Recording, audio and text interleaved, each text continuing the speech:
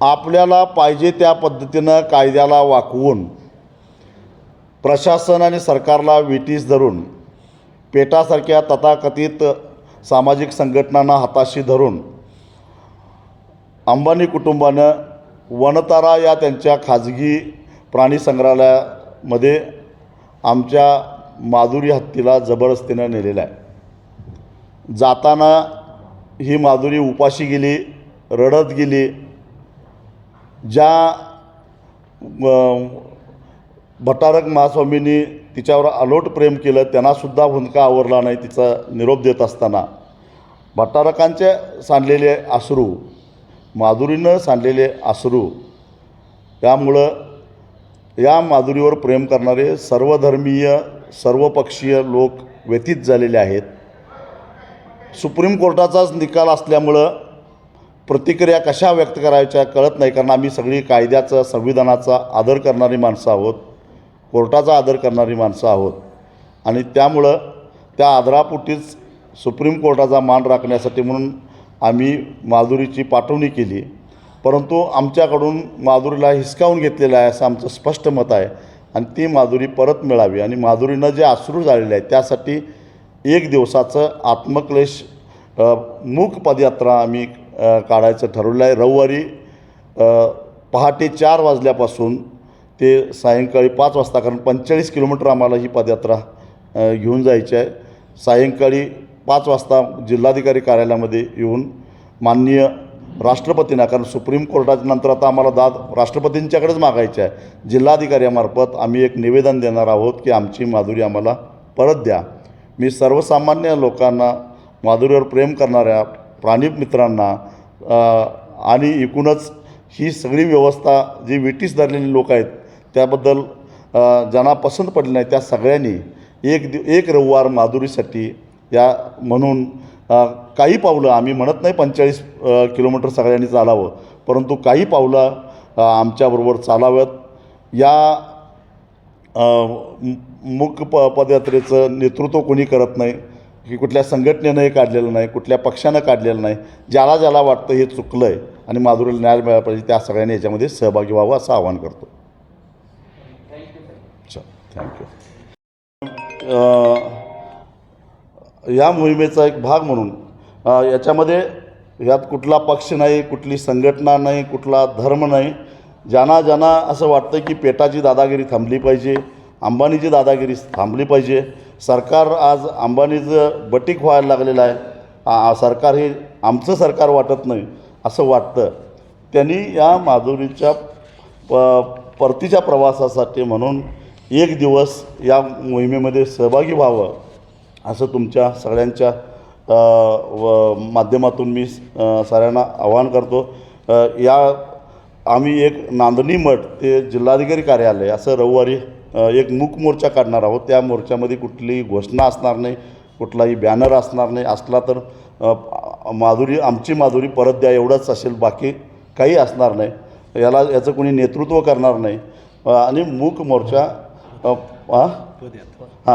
मग तेच पदयात्रा आत्मक्लेश, कारण आम्ही माधुरीला सांभाळू शकलो नाही, आमच्याजवळ ठेवू शकलो नाही, याचं कुठंतरी आम्हालाही मनातनं खंत आहे। म्हणून त्यासाठी एक आत्मक्लेश म्हणून पहाटे 4 वाजता ज्या चक्रेश्वरी मंदिराच्या पटांगणात ती लहानाची मोठी झाली आणि जाताना त्या चक्रेश्वरी देवीला अभिवादन करून गेली, त्या देवीची आरती पहाटे 4 वाजता करून आम्ही चालत 45 किलोमीटर जिल्हाधिकारी कार्यालयामध्ये येणार आहोत आणि आम्ही देशाच्या राष्ट्रपतींना एक निवेदन देणार आहोत जिल्हाधिकारी कार्यालयाच्या मार्फत, कारण आता सुप्रीम कोर्टाच्यावर राष्ट्रपतीच राहिले, तर राष्ट्रपतींना आम्ही विनंती करणार आहोत की आमची माधुरी आम्हाला परत द्या आणि त्यासाठी हे निवेदन देण्यासाठी म्हणून आम्ही चालत कसल्याही घोषणा न देता रविवारी 45 किलोमीटर येऊन संध्याकाळी 5 वाजता आम्ही जिल्हाधिकारी कार्यालयामध्ये येऊन ते निवेदन आम्ही देणार आहोत। ज्यांना ही पेटाची दादागिरी किंवा प्रशासनाची अंबानीचं हातबटीक होणं किंवा न्यायव्यवस्थेनं आम्हाला बेदखल करणं या संदर्भामध्ये आपल्यावर अन्याय झाला आहे किंवा माधुरीवर अन्याय झाला आहे असं वाटतं. त्यांनी सगळ्यांनीच काय 45 किलोमीटर चालावं असं आमचा आग्रह नाही, परंतु एक रविवार माधुरीसाठी म्हणून एक परंपरा टिकवण्यासाठी म्हणून आम्ही काही शत्रू नाही मुक्या प्राण्यांचे. आम्ही सुद्धा जीवापाड ह्या मुक्या प्राण्यांच्यावर प्रेम करतो. अगदी बैलाचा वाढदिवस साजरी करणारी माणसं आहे आम्हाला कुणी काही प्राणीप्रेम शिकवायचं काही कारण नाही आणि म्हणून एक दिवस याच्यामध्ये सहभागी व्हा असं आवाहन करतो. आणि रिलायन्स उद्योग समूहाला मला माहीत आहे की वनतारा कशातून चालवतात, त्या वनताराबद्दलसुद्धा आता आमचे काही आक्षेप आहेत. मुळामध्ये कुठलाही जंगली प्राणी किंवा वन्य प्राणी हा मृत झाला तर त्याच्यावर अंतिम संस्कार हे वन खात्यातल्या सक्षम अधिकाऱ्याच्या समक्ष करायचा असतो. आजपर्यंत वनतारामध्ये किती जंगली प्राणी आणले गेले, त्यातले मृत्यू किती पावले गेले आणि सक्षम वन अधिकाऱ्यांच्या साक्षीनं त्याच्यावर अंतिम संस्कार झाले का हे वनतारानं सुद्धा सांगितलं पाहिजे. ज्या अधिकारवाणीनं पेटानं आमच्याकडे ती माहिती मागितलेली आहे, पेटानं त्यांच्याकडं माहिती मागितली पाहिजे आणि ती जनतेला खुली केली पाहिजे. अंबानीसाठी काही वेगळा कायदा या देशामध्ये नाही आहे, तेव्हा ते सुद्धा व्हायला पाहिजे. मुळामध्ये हा जो परिसर आहे वनताराचा, तिथं 49 डिग्रीपर्यंत तापमान जातं, साधारण 45 तर असतं. आणि हत्ती हा प्राणी हा साधारणपणे सदाहरित जंगलातला प्राणी आहे आणि महाराष्ट्राच्या उत्तरेकडं सदाहरित जंगल नाही आहे, लक्षात ठेवा. पानगळीचं जंगल आहे आणि त्यामुळं सदाहरित जंगलाचं वैशिष्ट्य असं असतं की बाहेर किती तापमान असलं तरीसुद्धा हिरव्यागार झाडांच्यामुळं तापमान नियंत्रणात राहतं. त्यामुळं हत्तीचा अधिवास असलेल्या भागामध्ये 30-32च्या पुढं तापमान जात नाही आणि त्याच तापमानामध्ये हत्ती हा रमत असतो. 45 डिग्री तापमानामध्ये हत्ती राहू शकत नाही. पण केवळ एका व्यक्तीच्या अट्टहासापायी आज 200-250 हत्तींना विटीस धरलेला आहे गेलेला आहे आणि त्याच्यामध्ये पुन्हा माधुरीचा समावेश आहे. ते आम्ही खपवून घेणार नाही. तुमच्याकडं सामाजिक उत्तरदायित्वाचा जो काय फंड आहे, त्याला CSR म्हणतात, त्यातून तुम्ही वनतारा उभा केला आहे आम्हाला माहिती आहे. पण तुम्हाला खरोखरच भूतदया दाखवायची असेल, प्राण्यांच्यावर प्रेम करायचं असेल तर आज माणूस आणि जंगली प्राणी यांच्यातला जो संघर्ष चालू आहे, जंगली प्राणी शेतकऱ्याच्या शेतात येतात आणि त्याची नासधूस करतात, ते थांबवण्यासाठी, हा संघर्ष संपवण्यासाठी तो CSR वापरा. आणि देशामध्ये जेवढी काही रिझर्व फॉरेस्ट आहेत, राखीव जंगलं आहेत, त्या जंगलाच्या भोवती जर का कंपाऊंड घालून दिलं तर जंगली प्राणी आणि माणूस यांचा संघर्ष व्हायचं काही कारणच नाही. हिथं खरी भूतदया दिसेल, हिथं खरं तुमचं प्राणीवर जे काय प्रेम आहे ते तुम्हाला दाखवता येईल. जंगलामध्ये उन्हाळ्यामध्ये या मुक्या प्राण्यांना प्यायला पाणी मिळत नाही, तुम्ही तिथं पाण्याचे कुंड उभा करा. हे जे शाकाहारी प्राणी आहेत त्यांना चारा नसतो उन्हाळ्यामध्ये, तिथं हिरवं गवत निर्माण करा. हे तुम्ही तुमच्या CSRमधनं केलं असतं, कारण तुमचा उद्योग मोठा आहे, प्रचंड. त्यातनं सुद्धा 3% हिशोबानं नफ्यातला फार मोठी रक्कम होते, ते करावं. परंतु आम्ही काहीतरी वेगळं करतो आणि हा जो काही एरिया आहे तो रिफायनरीचा एरिया आहे. उच्च न्यायालयामध्ये आमच्या विरोधात निकाल लागला 15 तारखेला, पण आम्हाला ऑर्डर मिळाली 18 तारखेला. पण त्या पेटाला मात्र ती लगेच मिळाली 15 तारखेला. त्यांनी त्याच्यावर कॅव्हेट दाखल केलं सुप्रीम कोर्टामध्ये. सुप्रीम कोर्टात 4 वाजता आमचं म्हणणं फेटाळलं गेलं आणि लगेच 5 वाजता सगळे सज्ज. ह्यांना कसा काय आला, यांच्याकडे कशी ऑर्डर आली, ती टाईप तरी व्हायला पाहिजे त्याला. लगेच सगळे बंदोबस्तासहित हत्ती न्यायला आले. त्याच्याबद्दलही आमची तक्रार नाही, पण ह्या सगळ्या विसंगत गोष्टी आम्हाला खटकणार आहेत. तरीसुद्धा आम्ही सुप्रीम कोर्टाचा आदर करतो आहे आणि कोर्टानं आदेश दिला आहे. आता जरी आमची बाजू मांडता आली नसली किंवा आमचं म्हणणं ऐकलं जाऊ नये अशा प्रकारची व्यवस्था केली असली तरीसुद्धा आता आम्हाला तक्रार करण्याची का जागा नाही. आम्ही कोर्टाचा आदर करतो आहे, कोर्टाच्या निर्णयाचा आदर करतो आहे. हत्ती घ्यायला काय हरकत नाही असं आम्ही समजून हत्ती पाठवण्याची तयारी केली आणि त्या पद्धतीने विधिवत पूजा करून गावातून एक फेरफटका मारून ती हत्ती जाणार होती. परंतु विशेषतः तरुण पोरांच्या भावना इतक्या तीव्र होत्या की काही पोरांनी रस्ता रोको करण्याचा प्रयत्न केला आणि त्याच्यानंतर थोडंफार पोलिसांनी येऊन तिथं जोर जबरदस्ती केली. खरं तर सुरुवातीला जशी मिरवणूक निघाली तशी शांततेच्या मार्गाने मिरवणूक गेली असती तर काही घडलं नसतं. पण अचानकच पोलिसांना काय सुचलं कुणाला माहीत, लाठीचार्ज करून जमाव पांगवण्याचा प्रयत्न केला आणि त्याच्यातून त्या प्रतिक्रिया सगळ्या उमटल्या. त्याच्यामध्ये 3-4 अल्पवयीन मुलं 18 वर्षापेक्षा कमी वयाची असलेली सुद्धा पोलिसांनी पकडली. दुसऱ्या दिवशी सकाळी मला खरं तर मी रात्री 11:15 त्या ठिकाणी त्या गावात होतो. पण तो नंतर 11:15 नंतर थोडासा हे झालं असं म्हटल्यानंतर सकाळी 6:30 वाजता मी स्वतः जिल्हा पोलीस प्रमुखांना फोन करून आम्ही शब्द दिलेला होता, परंतु थोडंसं त्याला गालबोट लागलं, आम्ही माफी मागतो हे व्यक्त केलं होतं. परंतु आज पोलीस मात्र सूडबुद्धीनं कारवाई करताना दिसत आहेत. मला माहीत नाही पोलिसांना एवढा का राग आलेला आहे.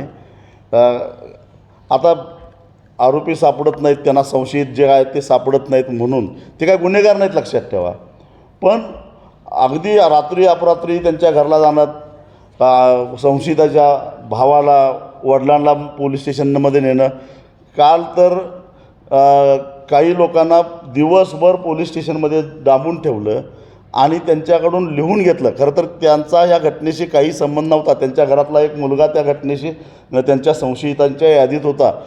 लिहून असं घेतलं की माझा मुलगा दगडफेकीमध्ये पुढं होता, हे मी कबूल करतो आणि तो आता फरारी आहे, त्याला पोलिसांच्या समोर हजर करून द्यायला तयार आहे. हे नातेवाईकांच्याकडनं लिहून घ्यायचा अधिकार पोलिसांना कोणी दिला? एवढंच नव्हे तर दुसरी घटना अशी आहे की एक संशयित फरारी आहे, छोटा उद्योजक आहे आणि त्याच्या कारखान्यामध्ये काम करणाऱ्या कामगाराला सकाळी पोलिसांनी ताब्यात घेतलं आणि त्याला सांगितलं की तुझ्या मालकाला बोलवते अशी तुला सोडणार. त्याचा काय संबंध? तो बिचारा कामगार, म्हणजे काय वेठ बिगारी आहे का? अशा पद्धतीनं दडपशाही जर का पोलीस करत असतील तर मला असं वाटतं की पोलिसांनी ही तत्परता जिल्ह्यामध्ये अंमली पदार्थाच्या विरोधामध्ये दाखवली असती तर आज जवळजवळ 20-22 वर्षाच्या 3-4 पोरांचे खून पडलेले आहेत, त्यांचे जीव वाचले असते. ही तत्परता जुगार, मटका, गुटखा याच्या बाबतीत दाखवली असते, हप्ते मिळाले नसते, परंतु किमान जिल्ह्यामध्ये एक चांगलं वातावरण निर्माण झालं असतं. तिथं पोलिसांना तत्परता दाखवावीशी वाटत नाही. पण थोडंफार गोंधळ करणाऱ्या ह्या तरुणांना पकडण्यासाठी मात्र पोलिसांनी ही तत्परता दाखवली हे सुद्धा संशयास्पद आहे. कुठंतरी अंबानीचा काहीतरी पाकिटं यांच्यापर्यंतही आलेत की काय असा संशय घ्यायला कुठेतरी वाव आहे. आणि म्हणून अशा पद्धतीनं प्रशासनाला विटीस धरून प्रशासनाच्या माध्यमातून सर्वसामान्य लोकांना विटीस धरायचं. कारण मी मगाशीच सांगितलं की हा केवळ एका जैन समाजाचा प्रश्न नाही आहे. तुम्ही संशयितांची जर नावं बघितलं तर त्याच्यामध्ये सर्वधर्मीय लोक आहेत, कारण हा लोकांचा प्रश्न आहे. लोकांना असं वाटतं की पेटाची दादागिरी का खपवून घ्यायची, अंबानीची दादागिरी का खपवून घ्यायची. आणि म्हणून उत्स्फूर्तपणानं कालपासून अंबानीचा मुख्य व्यवसाय असणारा मोबाईलचं आता पोर्टल मला वाटतं बंद करायला सुरुवात केली. 8,000च्या पुढं हा आकडा गेलेला आहे. म्हणजे याच्यावरनं लक्षात येते काही लोकांनी ऑनलाईन सह्या गोळा करायला डिजिटल वोटिंग सुरू केलं आहे. त्याच्यामध्ये 2.5 लाखाच्या वर लोकांनी नाराजी व्यक्त केली आहे. हे जनमत आहे, लक्षात ठेवा. आणि मग असं असताना हे नेमकं कशासाठी चाललेलं आहे, कुणासाठी चाललेलं आहे. आणि म्हणून आम्ही आता ठरवलेलं आहे की कोर्टाचा वापर करून, कोर्टाची दिशाभूल करून अन्यायकारक पद्धतीनं माधुरीला नेलेलं आहे. ती रडत गेलेली आहे. तिनं गाळलेले अश्रू किंवा त्या मठाधिपत्याने भट्टारक महाराजांनी गाळलेले अश्रू हे आम्ही वाया जाऊन देणार नाही. आम्ही तो हत्ती मिळवणारच, परत मिळवणार.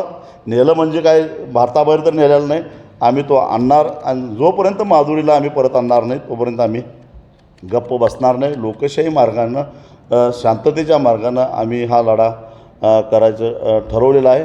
आणि म्हणून आम्ही आता एक मोहीम सुरू करतो आहे. माणसांना तिथल्या आजूबाजूच्या गावात तुम्ही चौकशी केली तर अनेकांना श्वसनाचे आजार आहेत. माणसाला जर श्वसनाचे आजार होत असतील तर ह्या प्राण्यांची अवस्था काय होईल याबद्दलसुद्धा पेटानं बोललं पाहिजे असं माझं स्पष्ट मत आहे. आणि म्हणून आम्ही आमची माधुरी परत आणल्याशिवाय आणि बाकीच्या ज्या हत्तींच्या पाठीमागे हे लागले आहेत त्या हत्तींनासुद्धा आम्ही सोडणार नाही, ही आमची भूमिका ठाम आहे.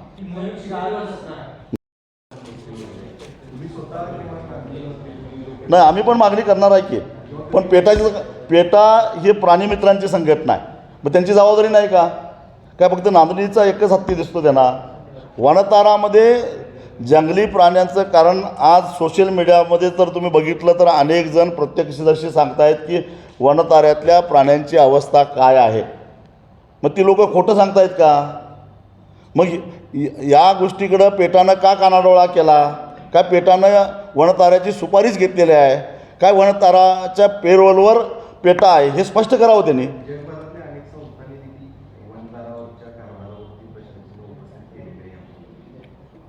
मुळामध्ये औद्योगिक क्षेत्राच्या एवढ्या जवळ हे जे काही जंगली प्राणी आहेत त्यांचा अधिवास असूच शकत नाही, हे लक्षात ठेवा. आणि कृत्रिम जंगल हे काय या प्राण्यांचं अधिवास होऊ शकत नाही. या उलट इथं मोकळ्या वातावरणात शेतात माधुरी फिरत होती, तिला कसलाच काय हे नव्हतं.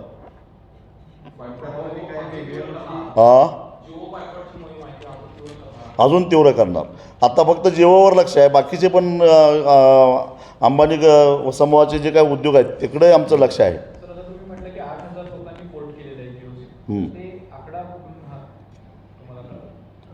आता कंपनीकडनंच आम्हाला आहे आणि ते कंपनी फोन करते, सगळं आहे, सगळं आता फिरायला सगळं व्हायरल झालेलं आहे सगळं आणि दररोज अजून वेगात चाललेलं आहे सगळं. बघा, आम्ही असं म्हणणार नाही की जिओ बंद पाडणार आहे, पण एक मोठा हत्ती मुंगीला घाबरतो हे लक्षात ठेवा. आम्ही मुंगीची भूमिका करू.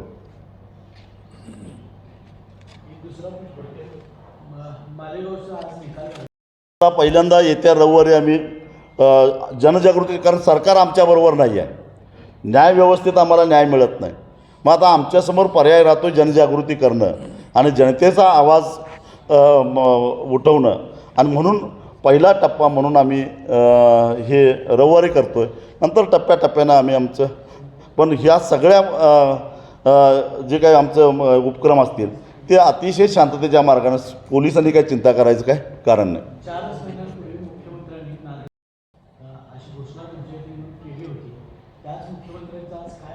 मला वाटतं की मुख्यमंत्र्यांच्याकडंच ग्रह खाता आहे आणि आज पोलीस अशी आरेरावीची भाषा आमच्या सगळ्यांच्याबरोबर करतायत, मुख्यमंत्र्यांच्या इशाऱ्याशिवाय शक्य नाही असं मला वाटतं. आमच्या पाचवीला राहू कितू लागल्यासारखं हे अदानी आणि अंबानी लागलेले आहेत असं वाटायला आलं आहे. कारण एका बाजूला शक्तिपीठ महामार्ग करून अदानी आम्हाला महापुराच्या खैत लोटायला लागलेले आहेत आणि दुसऱ्या बाजूला आमचे जीवापाड ज्या प्राण्यावर आम्ही प्रेम केलं ते प्राणी अंबानी पळवायला लागलेले आहेत आता. आणि सरकार त्यांना पाठीशी घालण्याचा प्रयत्न करायला हे स्पष्ट आहे.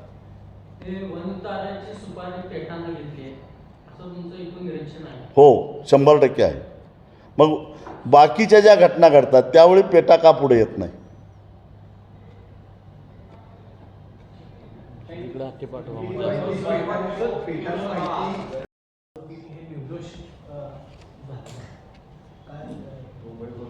मुंबई बॉम्बस्फोटाचे आरोपी निर्दोष झाले, मालेगाव बॉम्बस्फोटाचे आरोपी निर्दोष झाले. मग हे बॉम्बस्फोट केले कुणी हे तरी आम्हाला एकदा सांगा.